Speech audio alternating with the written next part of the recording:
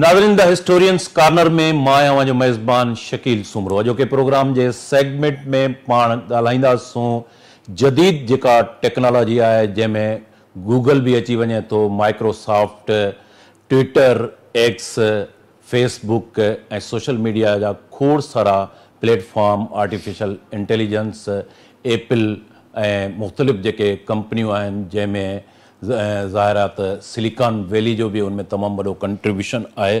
अॼोके प्रोग्राम में जेके जदीद इल्म आहिनि, जदीद टेक्नोलॉजी आहे, उन्हनि में नौजवाननि जे लाइ केतिरा मौक़ा आहिनि, अपॉर्चुनिटीज़ केतिरियूं आहिनि ऐं हिते पाकिस्तान में ऐं ख़ासि तौर ते सिंध में उन ते केतिरो कमु थी रहियो आहे, दुनिया जे डेवलप कंट्रीज़ में उन ते केतिरो कमु थी रहियो आहे। अॼोके प्रोग्राम में पाण उन जदीद इल्म ते पाण ॻाल्हाईंदासीं। टेक्नोलॉजी वाइज़ अॼोको नैनो टेक्नोलॉजी जो दौरु आहे। हिकिड़े वक़्त में जॾहिं स्टीम इंजन आयो, उन खां बाद में इलेक्ट्रिसिटी आई ऐं उन खां बाद में जेको आहे कंप्यूटर आयो, पोइ नैनो टेक्नोलॉजी वे ऐं अॼु आर्टिफिशियल इंटेलिजेंस ते तमामु घणो बहस थी रहियो आहे। जो कि प्रोग्राम में पाण खे जॉइन कयो आहे सेनेटर डॉक्टर करीम ख्वाजा साहब। डॉक्टर साहब हिन खां पहिरें बि ख़ासि तौर ते जेके साइंस में जिद्दत जा जेके प्रोग्राम आहिनि उन खां आगाही ॾींदा रहिया आहिनि। क्लासिक बुक्स जो रिव्यू एनालिसिस भी पेश कंदा रहिया आहिनि। डॉक्टर साहब खे अॼोके प्रोग्राम में भलीकार चऊं था। डॉक्टर साहब अॼु दिलचस्प हिकिड़ो पाण उनवान खयो आहे, ख़ासि तौर ते यूथ ऐं नौजवाननि जे लाइ, आम माण्हुनि जे लाइ, त अॼु जी दुनिया जे अंदरि जदीद जेको हिकिड़ो रेवल्यूशन अची चुको आहे टेक्नोलॉजी जे हवाले सां, IT जे हवाले सां ऐं उनखां सवाइ टेलीकम्युनिकेशन जे हवाले सां सैटेलाइट डिस्कस थिए थी, आर्टिफिशियल इंटेलिजेंस, गूगल कंपनी आहे, ट्विटर आहे, एक्स आहे, एप्पल आहे, उनजो केतिरो असरु थी रहियो आहे दुनिया जी तरक़ी जे अंदरि? ॾिसो साईं, शकील साईं महिरबानी, तमामु सुठो मौज़ू आहे। नौजवाननि खे ख़ासि तौर ते असांजा नौजवान यंग जेके छोकिरा छोकिरियूं आहिनि ऐं असांजा जेके हर उमिरि जा जेके ॿार आहिनि, वॾी उमिरि जा बि हुजनि, नंढी उमिरि जा बि हुजनि, ॿार बि हुजनि, इन जे लाइ इहो प्रोग्राम आहे त दुनिया तरक़ी कंदी वई आहे। तव्हां ॾिसो त मां हैरान थी वियुसि, इहो गुफ़्तगू ऐं ईअं स्टार्ट थो कयां त मूं इंटरनेट ते ॾिठो त तव्हां ई असांजी जेका एज आहे, मिसाल 365 डेज़ खां पोइ असांजो 1 साल पूरो थींदो आहे, असांजी उमिरि वधंदी आहे। पोइ को 5 साल जो हूंदो आहे, 1 साल जो हूंदो आहे, 50 साल जो हूंदो आहे, 70 साल जो हूंदो आहे, 100 साल जो हूंदो आहे, ईअं आहे न 365 डेज़। त ही जेका जेको असांजो सन आहे, जेके सिॼ पाण चऊं, इन जी छा एज हूंदी? इन जी एज मां हैरान थी वियुसि, इंटरनेट ते ॾिठो त इन जी एज 20 साल आहे। छो? जेको सन आहे असांजो, जेको उहो रोटेट करे थो, घुमे थो असांजी सॼी गैलेक्सी में, उहो ऐं असांजी गैलेक्सी जेका असांजी गैलेक्सी खे 4 अरब साल थिया आहिनि, 5 अरब साल पिया थियनि, 4 अरब 80 करोड़, 5 अरब साल तव्हां चओ त इन 5 अरब सालनि में असांजो सन जेको आहे, जेको ब्लैक होल आहे, उनजो हिकिड़ो चकर जे लाइ उनखे 23 करोड़ साल थिया। त माना अञा ताईं सन असांजो सिॼ उन जी उमिरि 20 साल आहे, माना 20 दफ़ा उहो ब्लैक होल जे जेके गैलेक्सी में चकर हयां आहे। त ॾिसो न, इहो हिकिड़ी नई जेका आहे हिन उमिरि में मूंखे ख़बर पई। पर जेका इहा ॻाल्हि असीं ॿुधायूं पिया त हिकिड़ो ॿार 4-5 साल जो, 8 साल जो ॿुधंदो, हुन लाइ हिकिड़ी नई ॻाल्हि आहे। हू त माना जेका असांखे हिन उमिरि में ख़बर पई आहे, हुनखे अहिड़े नमूने साइंस तरक़ी कई आहे। ऐं हिकिड़े ज़माने में एग्रीकल्चर दौरु हो जेको 10,000 साल हलियो, पोइ हिकिड़ो इंडस्ट्रियल दौरु आयो, उन खां पोइ जेको सो इंसानी ज़हन एवोल्यूशनली अॻियां वधियो ऐं उनखे नयूं नयूं मालूमात साइंस जे थ्रू ख़बर पई। रेनेसिस आयो, जागरता आई ऐं उन खां पोइ मुख़्तलिफ़ चीज़ूं आहियूं। हाणे इहो टेक्नोलॉजी जो दौरु आहे, इंफॉर्मेशन टेक्नोलॉजी जो दौरु आहे, हाणे आर्टिफिशियल इंटेलिजेंस दौरु पियो थिए।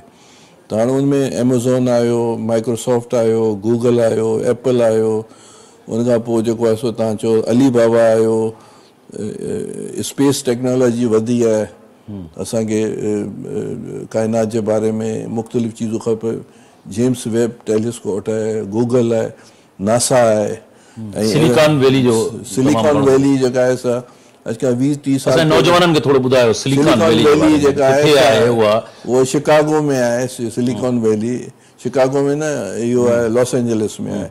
ऐं उते जेको आहे सो इहो जेके बि इंटरनेट ऐं इहे सभु चीज़ूं उते मुख़्तलिफ़ हज़ारनि जे तादाद में चीज़ूं उते डेवलप थियनि पियूं हिंदुस्तान में मद्रास में ऐं सिलिकॉन वैली असां वटि बदकिस्मती सभु हिन मुल्क में कोन्हे चाइना जो टिकटॉक जो तमामु घणो चाइना खे तव्हां ॾिसो चाइना त हाणे दुनिया में नंबर 1 अची वियो आहे अली बाबा चाइना जो ई आहे त हाणे चाइना त आर्टिफिशियल इंटेलिजेंस जी हॉस्पिटल ठाहे छॾी आहे जेनेटिक्स बुनियाद ते दवाऊं ठहनि पियूं त हाणे बाबा गोली खाइण जी ज़रूरत कान्हे जेनेटिक्स जे थ्रू ई ट्रीटमेंट थी सघे थी त कमिंग कुझु सालनि में 10-20 सालनि में इंसान जी उमिरि पहिरीं इलाही नंढी हूंदी 35 साल में माण्हू मरी वेंदो हाणे असां वटि उमिरि 67-68 पाकिस्तान में ठहियूं आहिनि इंग्लैंड में 90 साल जो माण्हू ज़िंदा रहे थो उमिरि वधनि पियूं टेक्नोलॉजी अची वई आहे साइंस वधी वई आहे मेडिसिन में तरक़ी थी आहे त हाणे हीउ प्रोग्राम करण जो मतिलबु इहो आहे त असांजो जेको नौजवान आहे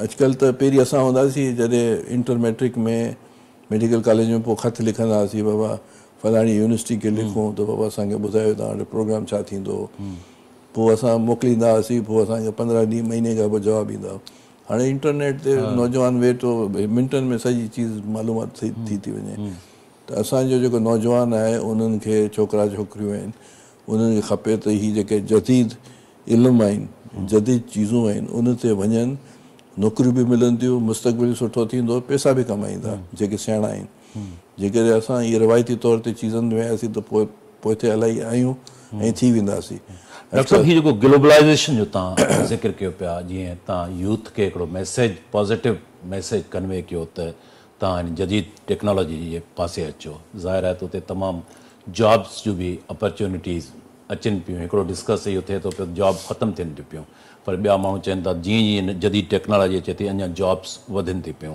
त पाकिस्तान में जेकॾहिं पाण डिस्कस कयूं सिलिकॉन वैली तव्हां लॉस एंजलिस जो ज़िक्र कयो मद्रास जो ज़िक्र कयो ॿियनि जायुनि ते त पाकिस्तान में केतिरो स्कोप आहे केतिरो पढ़ायो वञे थो जदीद पाकिस्तान में ॾिसो न हाणे स्पेस टेक्नोलॉजी में असीं इलाही पोइते आहियूं ओशनिक टेक्नोलॉजी में असीं इलाही पोइते आहियूं साइंस जी मुख़्तलिफ़ शोबा आहिनि न्यूक्लियर टेक्नोलॉजीज़ आहिनि या ॿियूं जेके बि फिज़िक्स जी जेके या मैथमेटिक्स जी जेके चीज़ूं आहिनि या मेडिसिन्स में या इंजीनियरिंग्स में त असां इलाही पोइते आहियूं ऐं असांजा नौजवान या त जेके पैसे वारा आहिनि या जेके स्कॉलरशिप्स वठनि था ऐं उहो पंहिंजो रस्तो ठाहिनि था त उहो ॿार वञी पढ़ी था अचनि ऐं ॿिया जेके हिते बि जेके मुख़्तलिफ़ शोबा आहिनि मुख़्तलिफ़ यूनिवर्सिटीज़ में आहिनि उते पढ़नि था ऐं पंहिंजो रस्तो ठाहिनि था त मतिलबु आहे त हाणे असांजे नौजवाननि खे इन्हनि चीज़ artificial intelligence genetics space technology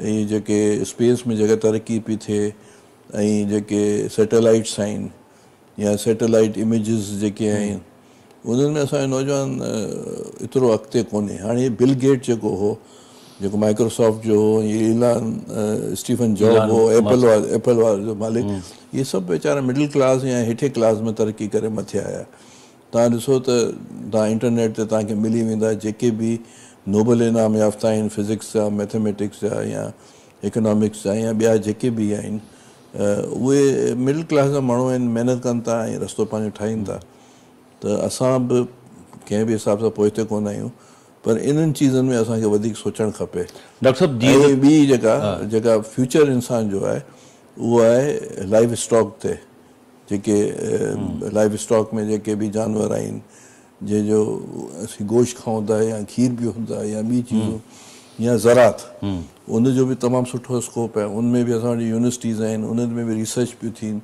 नयूं नयूं ॿिज पिया ठहनि नवां फर्टिलाइज़र पिया अचनि नयूं चीज़ूं पियूं अचनि त इहे फ्यूचर असांजे नौजवाननि जो डॉक्टर साहब तव्हांजो जीअं त मेडिकल जे शोबे सां तालुक़ु आहे मेडिकल जे शोबे ते पाण जेकॾहिं डिस्कस कयूं त उते केतिरियूं जेके एडवांस इनोवेशन्स थियूं आहिनि टेक्नोलॉजी केतिरो इन्वॉल्व थी आहे जेनेटिक्स जो ज़िक्र कयूं था बायोलॉजी में तमामु घणा जेके आहिनि उहे रिसर्चर्स थियनि थियूं पियूं थोरो असांखे मेडिकल जे शोबे में जेका नवां मेडिकल में जिदत आई आहे उन हवाले सां ॿुधायो मेडिकल में असां वटि मतिलबु आहे त असां वटि हर तरह जा डिग्रीज़ थियनि पियूं कॉलेज ऑफ फिजिशियन आहिनि या यूनिवर्सिटीज़ में सर्जरीज़ में मेडिसिन्स में गाइनेकोलॉजी में स्किन में साइकेट्री में न्यूरोलॉजी में वग़ैरह वग़ैरह जेके दुनिया में आहिनि उहे सभु हिते थियनि पियूं, पर वरी बि अमेरिका या चाइना या यूरोप असांखां अॻिते आहे।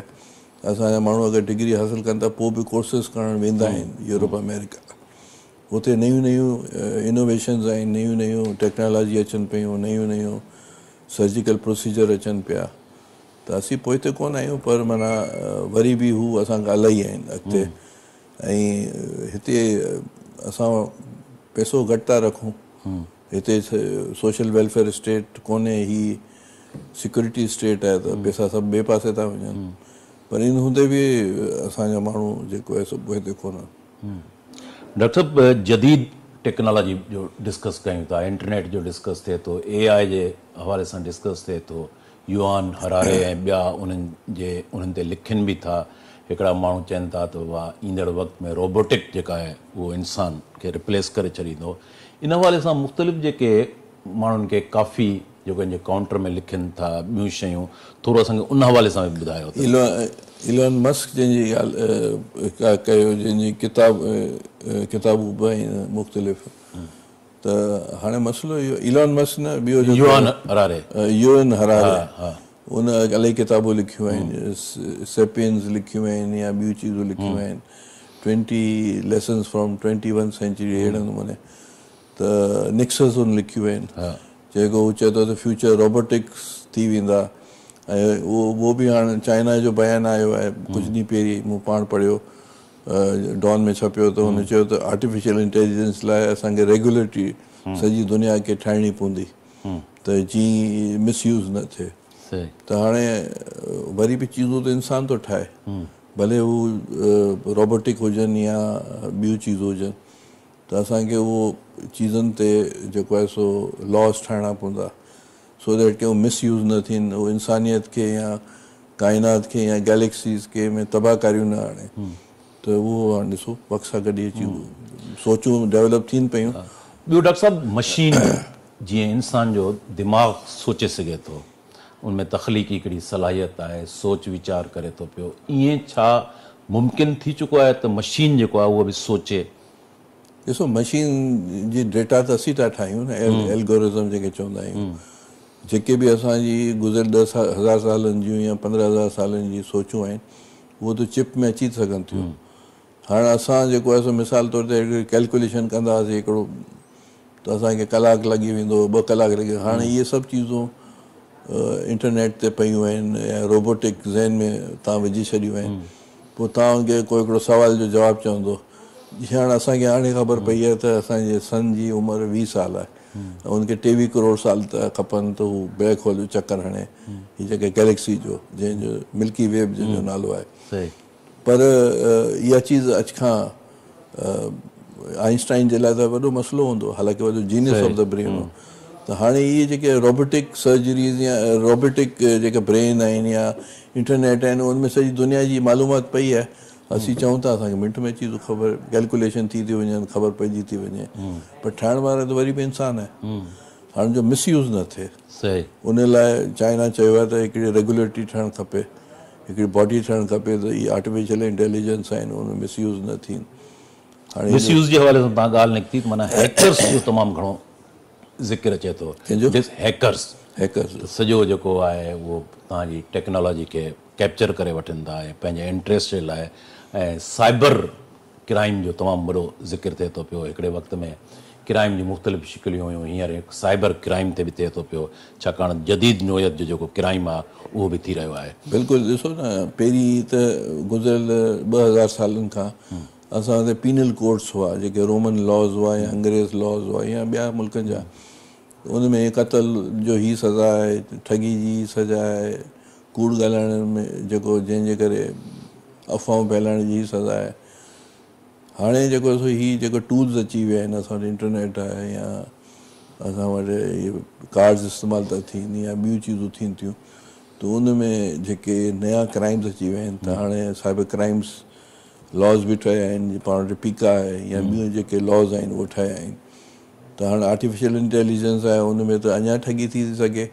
मिसाल तव्हां ॻाल्हायो न, ऐं ॻाल्हाया न, हिकिड़ी आर्टिफिशियल इंटेलिजेंस में ठही वञे, जेको असां न ॻाल्हायो उहो पियो हले। त अहिड़े नमूने उनजी बि सज़ा त हुजणु खपे न। त जेके फ्यूचर में थियणो आहे इहे चीज़ूं, त उन लाइ इंटरनेट ते त रूल्स आहिनि त बाबा माण्हुनि जा पैसा ग़ाइब था थी वञनि, माण्हुनि जी फलाणी चीज़ ग़ाइब थी वञे, माण्हुनि जो हीउ थो थी वञे, त फ्यूचर में इहे चीज़ूं आहिनि। इहे जेके हैकर्स मतलब आहिनि जीअं तव्हां रेगुलेटरी जो ज़िक्र कयो, दुनिया में बि डिस्कस थिए थो, छाकाणि त उनजो तमामु घणो मिसयूज़ बि थी रहियो आहे टेक्नोलॉजी जो, त उन हवाले सां तव्हां कीअं ॾिसो था त फ्यूचर जे हवाले सां अञा त ज़ाहिर आहे त स्पेस ते रिसर्च थिए थी पई, समुंड जी उन्हाइनि ताईं अञा एतिरी घणी रिसर्च न थी आहे, ब्रेन जो केतिरो इस्तेमालु थियो आहे इन सॼे रिसर्च में? हीअ सॼी रिसर्च त ब्रेन कई आहे, जी इंसान कई आहे न।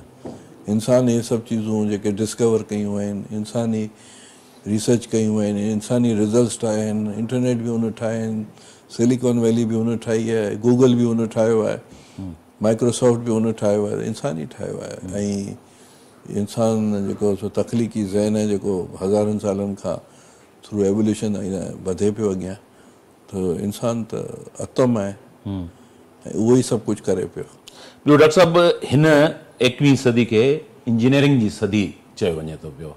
इन खां पहिरें जेके इनोवेशन्स थियूं, साइंटिफिक इनोवेशन्स थियूं, ज़ाहिर आहे जेको इंडस्ट्रियल रेवोल्यूशन आयो त उहो पूरो शिफ्ट आयो। तव्हां सम्झो था त हीअ दुनिया जे अंदरि जेको AI जो जेको असर रसूख़ वधी रहियो आहे, त पूरी दुनिया जे अंदरि शिफ्ट थियण खां पोइ सॼा उहा वैल्यूज़, नॉर्म्स, सॼो कल्चर तब्दील थियणु वञे पियो? डेफिनेटली टोटल चेंज पियो थिए। कमिंग 20 सालनि में बिल्कुलु तब्दील थी वेंदो। ऐं ॿी ॻाल्हि त हाणे ॾिसो न, हीउ जेको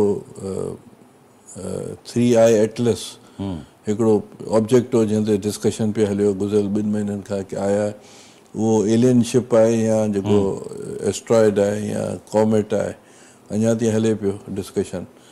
त हाणे जेकॾहिं टेक्नोलॉजी वधी वेंदी, इंसान मार्स ते वञी करे सेटल थिए थो या मून ते सेटल थिए थो या ॿी कंहिं जॻह वञी सेटल थिए थो, त पोइ उते जा पंहिंजा हिकिड़ा जोग्राफिकल हालतूं आहिनि, जियोलॉजिकल हालतूं आहिनि, उते वरी ॿियूं चीज़ूं थींदियूं।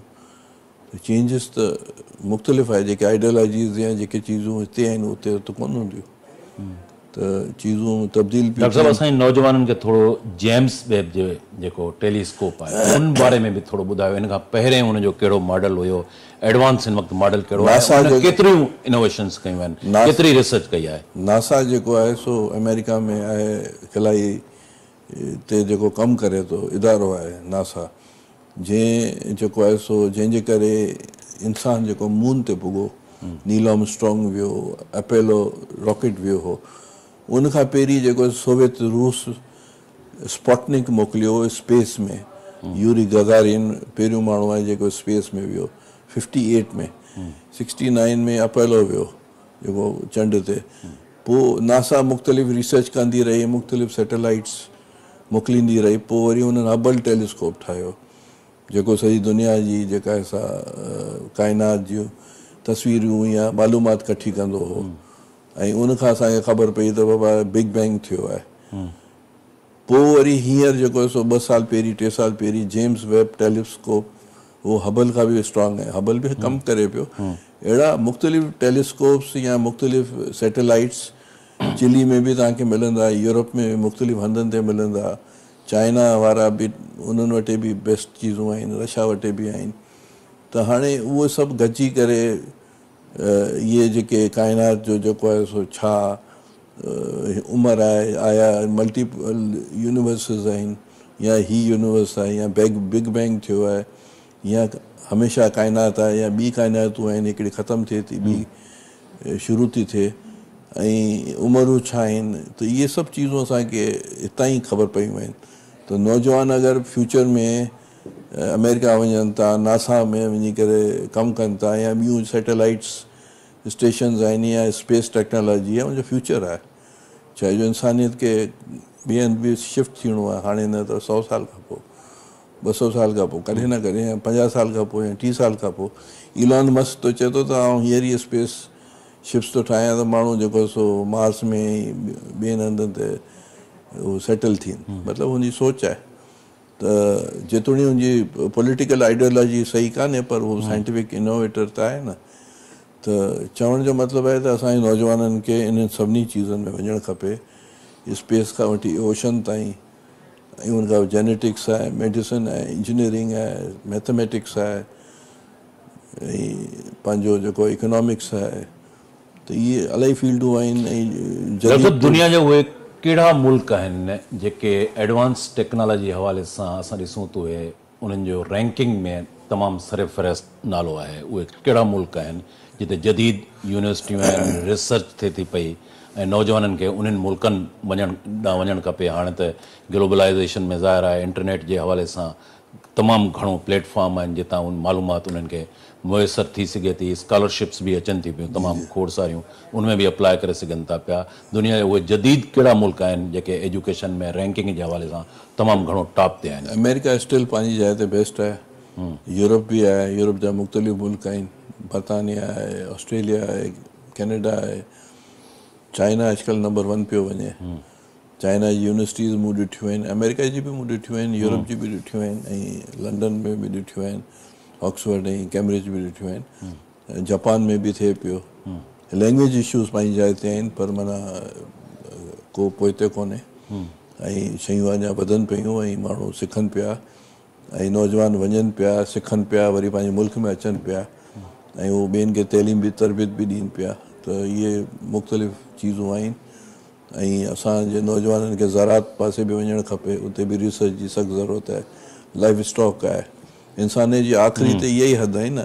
ॿियो ओशन आहे जंहिंमें मुख़्तलिफ़ जीवत आहिनि, वण आहिनि, टण आहिनि, मच्छियूं आहिनि, ॿियूं जेके बि जेके आहिनि इंसान जो गुज़र आहे फ्यूचर में। इहे सभु चीज़ुनि ते असांखे डॉक्टर साहब, एॾे जदीद टेक्नोलॉजी जे हवाले सां ॿोलियुनि जो ज़िक्र निकितो त तमामु घणियूं हिकिड़े दौर में खोड़ सारियूं ॿोलियूं हुयूं जेके उहे अॻिते हली एलिमिनेट थी वियूं, मिसारजी वियूं। हींअर छा जेका मार्केट जे अंदरि पाण जेकॾहिं सिंधी ॿोली जो मिसाल वठूं, तव्हां सम्झो था त हिन इंटरनेट जो जेको फ़्लो आहे उहा पंहिंजो वजूद क़ाइमु रखी सघंदी? जेसि ताईं जेका ॿोली ॻाल्हाई वेंदी उन वक़्तु ताईं जो वजूद आहे। त सिंधी जेके आहिनि सो कम से कम सॼी दुनिया में लॻभॻि मुंहिंजे हिसाब सां 3-4 करोड़ 5 करोड़ त हूंदा जेके लॾे विया आहिनि हितां, मुख़्तलिफ़ मुल्कनि में सेटल्ड आहिनि, या हिते जेके असां सेटल आहिनि 5 करोड़ 6 करोड़ हूंदा, ठीकु आहे न। ऐं ॿियूं असांजी डायलैक्ट्स बि त आहिनि न। मिसाल असांजी डायलैक्ट कच्छी बि सिंधी डायलैक्ट आहे, गुजराती बि मिलंदड़ आहे, सराइकी बि मिलंदड़ आहे, बरोचकी में बि इलाही चीज़ूं मिलनि पियूं, राजस्थानी में बि इलाही चीज़ूं मिलनि पियूं। अगरि उहो काउंट कजे त 10 करोड़ जो बि थिए। त जेसि ताईं माण्हू ॻाल्हाईंदड़ आहे ॿोलियूं रहंदियूं। पर हाणे इंटरनेशनल जेके साइंस जी ॿोली आहे, इंटरनेशनल ॿोलियूं आहिनि, उनमें इंग्लिश नंबर 1 थी अचे, ऐं चाइनीज़ बि इंग्लिश सिखनि पिया। इन जो मतिलबु कान्हे चाइनीज़ ख़तमु थी वेंदी, सिंधी ख़तमु थी वेंदी, हिंदी ख़तमु थी वेंदी, या ॿियूं ॿोलियूं ख़तमु थींदियूं। ॿियूं ॿोलियूं बि रहंदियूं जेसि ताईं माण्हू ॻाल्हाईंदा उहे ॿोलियूं रहंदियूं। पर हाणे साइंटिफिक जेके लैंग्वेजिस आहिनि उहो उन्हनि जो मुस्तक़बिल आहे। ऐं असांखे सिंधी जेके आहे ॿोली ॻाल्हाईंदड़ माण्हू आहिनि उन्हनि खे खपे त उहो चीज़ूं सोचीनि त उहो कीअं चीज़ूं इंटरनेशनली असीं कम। डॉक्टर साहब, पाण जदीद टेक्नोलॉजी जे हवाले सां ज़ाहिर आहे त माइक्रोसॉफ्ट खां एप्पल, गूगल, एक्स, ट्विटर ऐं एप्पल खोड़ सारा जेके आहिनि उन्हनि ते ॻाल्हायासीं। ग्लोबलाइज़ेशन जो दौरु आहे। ग्लोबलाइज़ेशन जे दौर में अवां सम्झो था त जेके इंटरनेशनल कॉन्फ्लिक्ट आहिनि उहे हिकिड़ी डायलॉग जी शिकिल में किथे न किथे गॾिजी करे ग्लोबलाइज़ेशन में वेही करे उहे मामला पीस जे लाइ सेटलमेंट का थी सघे थी। तव्हां सम्झो था, या अवां सम्झो था जॾहिं बि का शइ अचे थी, फर्स्ट वर्ल्ड वार थी, सेकेंड वर्ल्ड वार थी, या इन क़िस्म जो आहे दुनिया खे को ख़तरो, त का वार बि इन हवाले सां छिड़ी सघे थी? सही आहे। बहितर त इहो आहे त जीअं सेकेंड वर्ल्ड वॉर खां पोइ यूनाइटेड नेशन ठही हुई, जंहिंजो कमु इहो हो त कॉन्फ्लिक्ट्स खे रिज़ॉल्व कजे। पर इंसान में जेका रेप्टाइल ब्रेन आहे न, जहिड़े वारो, उहो ख़तमु कोन थो थिए। हाणे बि तव्हां ॾिसो पिया हालात सॼी खिते में, सॼी दुनिया में जहिड़ो लॻो पियो आहे। त थियणु त ईअं खपे त इंसानु पंहिंजी एवोल्यूशन जे तहत चीज़ूं ॻाल्हि ॿोल जे ज़रिए हल करे, बक़ाए बामी थ्रू हल करे। पर ॿिए पासे जंगूं बि हलनि पियूं। हाणे फ्यूचर छा थो थिए आई डोंट नो। पर इंसानु चाहे थो त चीज़ूं ॻाल्हि ॿोल जे ज़रिए हल थियनि। महिरबानी डॉक्टर साहब, नाज़रीन, असां जदीद टेक्नोलॉजी जे हवाले सां ख़ासि तौर ते पंहिंजे यूथ नौजवाननि ऐं आम माण्हुनि खे डॉक्टर साहब जेका ॼाण ॾिनी त माइक्रोसॉफ्ट जो केतिरो जेको आहे स्पेस आहे, उन खां सवाइ दुनिया जे अंदरि मुख़्तलिफ़ जेके कंपनियूं आहिनि, ख़ासि तौर ते आर्टिफिशियल इंटेलिजेंस जे हवाले सां जेनेटिक्स में, मेडिसन में, मेडिकल में, इंजीनियरिंग में केतिरो कमु थियो आहे ऐं नौजवाननि खे उन्हनि एडवांस टेक्नोलॉजीज़ में जेके जॉब अपॉर्चुनिटीज़ आहिनि, इल्मु कीअं हासिलु करणु खपे, उन हवाले सां दुनिया जे अंदरि ख़ासि तौर ते जेके दुनिया जा एडवांस मुल्क आहिनि, यूनिवर्सिटीज़ जो बि ज़िक्र निकितो, अमेरिका जो ज़िक्र निकितो, चाइना जो ज़िक्र निकितो, जापान जो, कैनेडा जो, ऑस्ट्रेलिया जो ज़िक्र निकितो, त खोड़ सारा अहिड़ियूं प्लेटफॉर्म आहिनि जिन खे असांजो जेको नौजवान आहे उहो इल्मु जे वाधारे जे लाइ जॉब अपॉर्चुनिटीज़ जे हवाले सां उन्हनि खे अवेल करे सघे थो पियो। असांजी कोशिशि हूंदी त इन क़िस्म जा जेके मालूमाती प्रोग्राम आहिनि, डॉक्टर साहब ईंदड़ प्रोग्रामनि में बि पंहिंजे नाज़रीन खे ख़ासि तौर ते नौजवाननि खे आगाही ॾींदा रहनि। हिते प्रोग्राम जो वक़्तु पुॼाणी खे पहुतो। डॉक्टर साहब तव्हांजी महिरबानी। नाज़रीन, ईंदड़ प्रोग्राम ताईं पंहिंजे मेज़बान शकील सुमरो खे इजाज़त ॾींदा। अल्लाह वाहे।